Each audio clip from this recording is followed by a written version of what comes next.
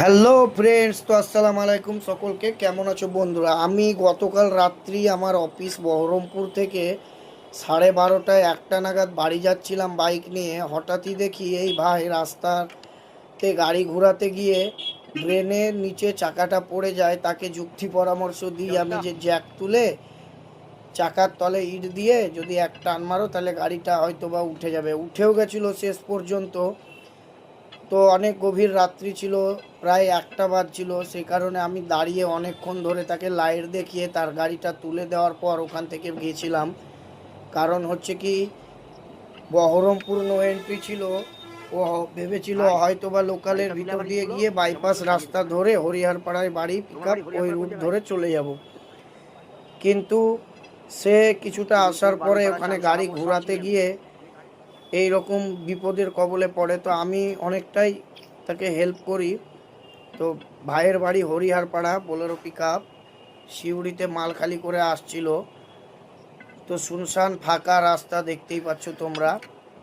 তো ভাই, যারা ড্রাইভার কিংবা গাড়ির মালিক আছো, তোমার লোকালিটি এরিয়াতে কোনো আপদ বিপদে যদি কোনো গাড়িওয়ালা পড়ে থাকে, অবশ্যই একটু হেল্প করে দিবে। কারণ তুমিও কোথায় গিয়ে কার হেল্প পাবে বলা মুশকিল। সোজা রাস্তায় যাবা, কোথাও ঢুকবা না, বেকার তোমার কষ্ট। নামাও নামাও, ফুল নামিয়ে দাও জ্যাক, গাড়ি আমি তুলে দিচ্ছি।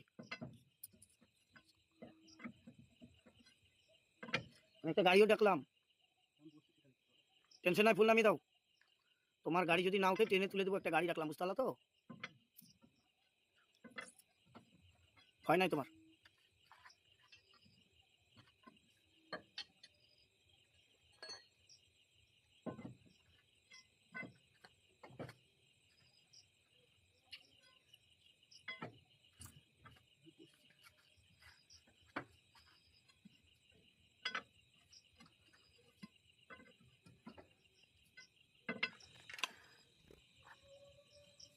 ফুল নামিয়ে দাও।